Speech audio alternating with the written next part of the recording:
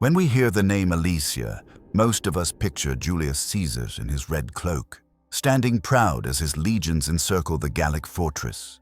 We imagine catapults firing, warriors shouting, the clash of steel and shields. And that image isn't wrong. So let's begin, not with Caesar or Vercingetorix, but with something far more basic, something you and I need every single day. When we think about Alesia, it is easy to focus on the clash of armies, on Caesar's brilliance and Vercingetorix's resistance. But the true battlefield was not only on the ramparts, it was inside people's stomachs. Food, or the lack of it, shaped every decision, every hour, every hope. And in Alesia, food quickly became more precious than gold. Inside the fortress, thousands of warriors, their families, and the ordinary townsfolk were crammed together on that hilltop plateau. At first, perhaps, there was confidence. The walls were strong, the warriors proud. Reinforcements, they believed, would come, but as days passed into weeks, sacks of grain grew lighter. Grain was life. It could be ground into flour, baked into bread, boiled into porridge. Yet the walls that protected them from Caesar's army also trapped them with their hunger. Each mouth to feed was another reminder that time was running out. The leaders faced impossible choices. Do you feed the warriors so they can still fight? Do you give bread to the children, gambling on the hope that help will arrive before the supplies run out? Or do you ration so thinly that no one has enough to survive? Eventually, desperation forced a horrifying decision. Civilians, women, children, the elderly, were driven out of the gates, pushed toward the Roman lines. The Gauls hoped Caesar would let them pass, but Caesar, cold and calculating, refused. Letting them go would mean feeding them with Roman supplies. So those people were trapped between the walls of Alesia and the walls of the Roman fortifications, starving in the open where everyone could see them. Their suffering was a grim message to both sides. Mercy was not part of this siege. And yet, outside the fortress, the Romans had their own battle with hunger. Supplying an army of tens of thousands in the middle of enemy territory was no small task. Every wagon train risked ambush, every delay risked empty bellies. But Caesar's genius was not only in strategy, it was in logistics. His soldiers received regular rations, most often grain, which they ground themselves and baked into simple flat breads. It was not a feast, but it was consistent, and consistency was power. A soldier with bread in his stomach could stand guard, could dig trenches, could fight. A hungry man cannot. This difference was more than physical. It was psychological. Hunger gnaws not only at the body, but at unity itself. Imagine the whispers in the darkness of Alesia. Why are the warriors fed while the rest of us starve? Perhaps we should surrender. Perhaps Caesar will spare us. Hunger created cracks in the spirit of resistance that no sword could carve. And hunger pushes people to extremes. In Alesia, every animal became food. Horses, cattle, even dogs, slaughtered to fill empty stomachs. But meat alone was not enough. Bread was what truly sustained life. Without grain, without the carbohydrates that keep the body going, no amount of meat could save thousands of people. Ancient sources are silent about cannibalism, but in other sieges, it happened. The people trapped inside must have looked at one another with dreadful thoughts they did not dare to say aloud. Meanwhile, the Romans knew that they could simply wait. Caesar did not need to storm the walls. Every day that passed, hunger fought on his side. Hunger was his sharpest weapon, and it struck more surely than any spear. But food was only one half of survival. Even if you have bread, even if you have meat, you cannot live without drink. Food was the heart of survival at Alesia, but drink was the lifeblood. Bread might keep you alive for weeks, but without something to drink, you would not last more than a few days. And here, the differences between Gauls and Romans became very clear. For the Romans, wine was more than a luxury. It was almost a necessity. Every legion on campaign carried wine in its supply trains. But this was not the fine, rich wine you might picture poured into elegant cups. Roman soldiers usually drank it sour, often diluted heavily with water. To a modern taste, it would have seemed harsh, even unpleasant, but there was a reason for it. Wine was safer than water. Water could be filthy, polluted, or deliberately poisoned by enemies. A splash of wine, with its acidity and alcohol, helped kill bacteria and made bad water drinkable. In a sense, Roman soldiers carried their own ancient water purification system in every amphora of wine. That gave them a hidden advantage. A soldier could quench his thirst without fear, while a Gallic warrior drinking from a river might fall ill. And illness spreads faster when men are thirsty and careless. The Gauls, by contrast, were more used to drinking beer. Their lands were rich in grain, and they brewed it in many varieties, thick, cloudy, sometimes flavored with herbs or honey. To the Romans, beer seemed barbaric, rough compared to their cultured wine. Yet for the Gauls, it was the taste of home, the daily drink of warriors and farmers alike. But during the siege, brewing beer was almost impossible. You needed grain to make it, and grain had become more precious than gold. Every kernel was guarded for bread, not for drink. So inside Alesia, the beer ran out quickly, and with it, one more piece of comfort disappeared. That left water. Simple, ordinary water. And here, the situation grew desperate. The fortress of Alesia stood on a high plateau with rivers below. To fetch water meant climbing down and risking Roman arrows or ambush. Wells inside the town may have helped, but they could not sustain thousands of people indefinitely. The defenders often had to drink whatever was at hand. Stagnant water, runoff, anything wet enough to swallow. Imagine the taste of that. Imagine the stomach sickness that followed, and you'll understand how brutal thirst became. The Romans, on their side, also faced challenges. Their double ring of fortifications stretched for miles, and not every part had easy access to fresh water.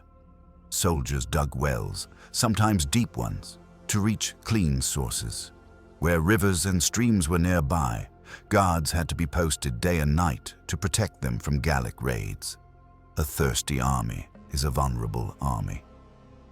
But Caesar knew this, and he planned carefully.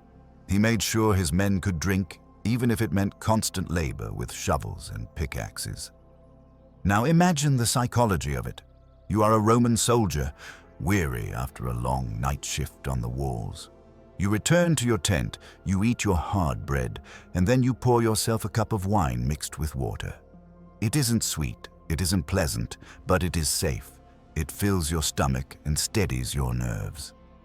Then think of a Gallic warrior inside Alesia, parched, drinking muddy water that makes him sick, longing for the beer he once enjoyed in his village. That small difference in drink meant more than comfort. It meant strength, morale, and survival. And here is the hook. Thirst drives people mad faster than hunger. Hunger is slow. It weakens over weeks. But thirst comes quickly, with cracked lips, a dry throat, dizziness, confusion. Inside Alesia, thirst combined with hunger to break spirits faster than any Roman attack. A man can endure days of an empty stomach if he has water. Without water, every hour is agony. There's another detail worth imagining. The Romans drank from amphorae, sturdy clay vessels carried in endless supply wagons. The Gauls had no such luxury. In a cramped, besieged city, drinking vessels were shared, dirty, passed from hand to hand. Disease spread with every sip: dysentery, fevers, stomach illness. These invisible enemies stalked the fortress as surely as Caesar's soldiers. So when we think about Alesia, let's not only picture swords and spears. Picture a cracked clay cup of sour wine in the Roman camp. Picture a Gaul scooping dirty water into his hands, grimacing as he drinks, knowing he may pay for it with sickness tomorrow. Picture the women and children, lips dry, begging for water that simply wasn't there. Food was precious, but drink was urgent, and every sip, every swallow, every dry throat pushed the siege toward its inevitable end. Hunger and thirst were the great enemies of Alesia, but they were not alone. There was another, quieter enemy, one that crept into every corner of the fortress and every tent of the Roman camps. That enemy was filth. When we picture ancient sieges, we tend to see walls, catapults, and warriors, but what we often forget is the smell. Imagine thousands of men, women, and children trapped together in a small space, sharing cramped houses, narrow streets, and overfilled courtyards. Add in animals, horses, cattle, dogs, all producing waste every day. Add the smoke of countless fires, burning grain into porridge or roasting meat. Now imagine that none of it can escape, because the fortress is surrounded. The air becomes heavy, foul, a constant reminder of how unnatural this situation is. That was life inside Alesia. For the Romans outside the walls, the conditions were different but still harsh. Their camps were vast, spread in two great rings of fortifications. Tens of thousands of men lived side by side in tents of leather and canvas. But unlike the Gauls, the Romans had rules. Roman military discipline extended to hygiene. Latrines were dug at fixed distances outside the camp.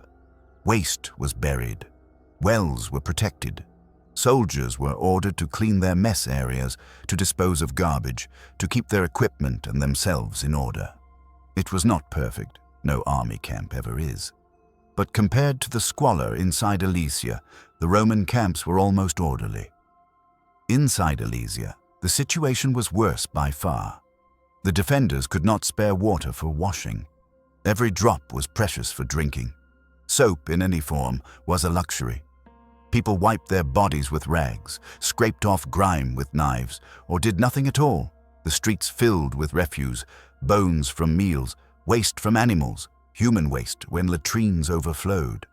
And when food ran low, when fires burned less often, the smell of cooking was replaced with the smell of decay. Imagine walking through narrow alleys where the air stinks of sweat, smoke, manure, and worse. That was the smell of a siege. And filth was more than unpleasant. It was dangerous. In close quarters, with poor sanitation, disease always lurked. Flies bred in waste, carrying sickness from one person to another. Lice and fleas spread through clothing and blankets. Without clean water, people could not wash wounds, could not clean their hands, could not protect themselves from infection. The fortress became a breeding ground for illness, invisible but deadly. For the people inside, this must have been maddening. Warriors who once took pride in their strength now sat dirty and exhausted. Families that once lived in tidy farmhouses now huddled together in filth. And always, the smell reminded them of their captivity. It was not just their bodies that weakened, it was their spirits. The Romans, too, were not immune. Even with their discipline, even with their wells and their latrines, men living in the open air for weeks suffered from dirt, from insects, from the simple misery of never feeling clean. But here again, discipline made the difference. Orders were orders. A soldier might grumble as he dug a trench for waste, but he dug it. He might resent fetching water for washing, but he fetched it. That discipline saved lives. And here is the hook. Filth and dirt did not just make life miserable. They opened the door for the next enemy, disease. Because once hunger weakens the body, and thirst dries the mouth, and filth covers the skin, sickness steps in. A scratch becomes an infection. A fever spreads through a crowded room.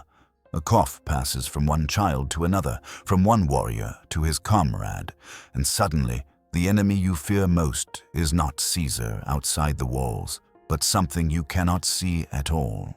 The siege of Alesia did not end in a single thunderous battle. It ended in silence, the silence of empty stomachs, of broken spirits, of people too weak to lift their weapons. Inside the fortress, despair had taken root.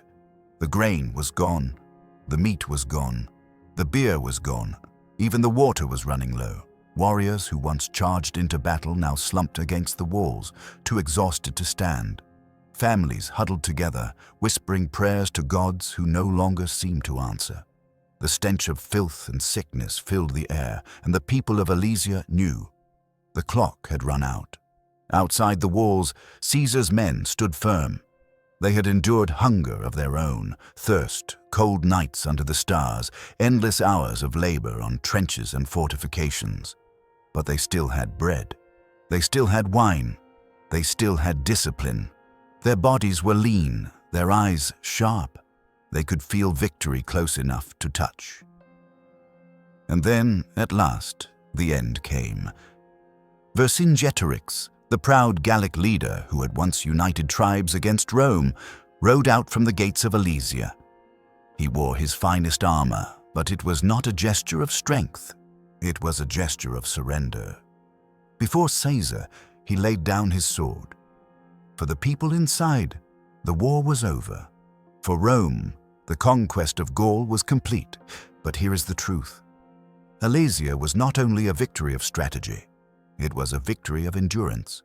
Caesar's genius mattered, yes, but hunger was his strongest ally. Thirst fought for him. Disease fought for him. The suffering of thousands wore down the will of the defenders far more surely than any legionary's blade. And what of those people? The women and children cast out of the gates to die between two armies. The warriors who wasted away, their bodies failing long before the walls did. The Roman soldiers who survived but carried the memory of starvation and sickness with them for the rest of their lives. These are the faces of Alesia we rarely see in the history books. Not the generals, not the speeches, but the human cost. When we look back today, it is tempting to focus on Caesar's triumph, on how this battle secured his fame and paved the way for his rise to power in Rome. But behind every victory, there is always a shadow, the shadow of ordinary people caught in events far greater than themselves, the shadow of suffering that can never be counted because no historian recorded every starving child or every nameless soldier who died of fever. And that is why Alesia matters, not just as a turning point in the Gallic wars, but as a reminder. War is not only won or lost with swords and spears. War is lived in hunger, in thirst, in dirt, in disease.